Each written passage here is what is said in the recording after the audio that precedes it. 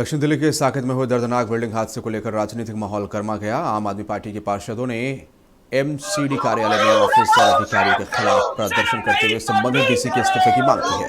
प्रदर्शनकारियों ने प्रशासनिक लापरवाही का आरोप लगाया और मृतकों के परिजनों को 1-1 करोड़ रुपए मुआवजा देने की मांग उठाई। चेतावनी दी कि मांगें नहीं मानी गई तो आंदोलन और तेज होगा।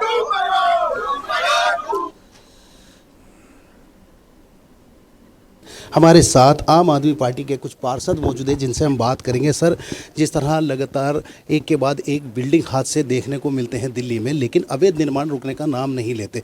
बड़े बड़े दावे एमसीडी सरकार ने किए थे अवैध निर्माण को रोकने के, लेकिन हादसे लगातार होते रहते हैं, निर्माण चलते रहते हैं। लेकिन अभी साकेत में जिस तरह की दुर्घटना हुई है बिल्डिंग की लेकर 6 लोगों की लगभग जान गई है। क्या कुछ आपकी मांग है? जो आज प्रदर्शन किया जा रहा है उसमें क्या कुछ सुनिश्चित किया जा रहा है? देखिए, भारतीय जनता पार्टी की सरकार में धड़ल्ले से इलीगल कंस्ट्रक्शन चल रहा है, क्योंकि इनके नेता ही इलीगल कंस्ट्रक्शन करा रहे हैं।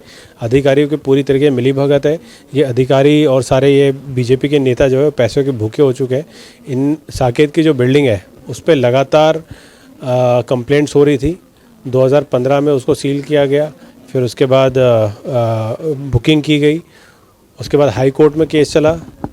अब जब गिरने की जब नौबत आई थी तब भी हाई कोर्ट में रिट डाली गई, लेकिन एमसीडी ने झूठ बोल के 2 महीने पहले एमसीडी ने झूठ बोल के बता दिया कि वहाँ पे कोई इलीगल कंस्ट्रक्शन नहीं चल रहा है, कोई कंस्ट्रक्शन नहीं चल रहा है। इनफैक्ट उन्होंने बोला इस तरह अभी एसआईटी की जांच की मांग की गई है।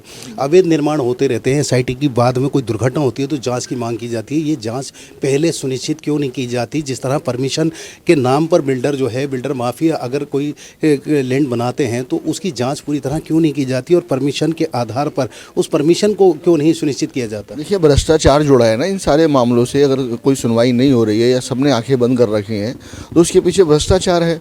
तो भ्रष्टाचार के कारण ये बिल्डिंग बनी है और उसमें तमाम हमारे जो दोषी हों, चाहे इंजीनियर हों, चाहे डीसी हों, चाहे पुलिस के अंदर भी मैंने सुना है कि वो फाइल तो कई बार सील लगी है, उसके बाद उसका वर्क स्टॉप नोटिस भी होगा। तो सारे जो जिम्मेदार लोग हैं, मैं तो इतना कहना चाहता हूं कि जो 7 लोग मरे हैं इसकी जिम्मेदारी कोई उठाएगा या नहीं उठाएगा। करोड़ के मुआवजे की बात की जा रही है, क्या कहेंगे? ये सारी बात आपके सामने ही है। जैसे राकेश जी ने, प्रवीण जी ने सारी बात रखी। मैं ऐसे कहता हूँ, जब से दिल्ली के अंदर नगर निगम की पिछले 15 साल भी हुई थी और अब पिछले 2 साल आम आदमी पार्टी की सरकार रही है, उसके बाद फिर नगर निगम के अंदर भाजपा की सरकार है। इन्होंने दिल्ली को बर्बाद कर दिया है। इन्होंने जो दिल्ली को भ्रष्टाचार के पेट चढ़ा दिया है। जितनी भी आपको दिल्ली के अंदर आप तराही है, कहीं पानी को लेके, कहीं सीवर को लेके, कहीं कुछ लेके, तकरीबन दिल्ली त्रास्त है। जांच की बात की जाती है, लेकिन ये जांच पहले क्यों नहीं जाती? ये बड़ा एक सवाल है, क्या कहेंगे?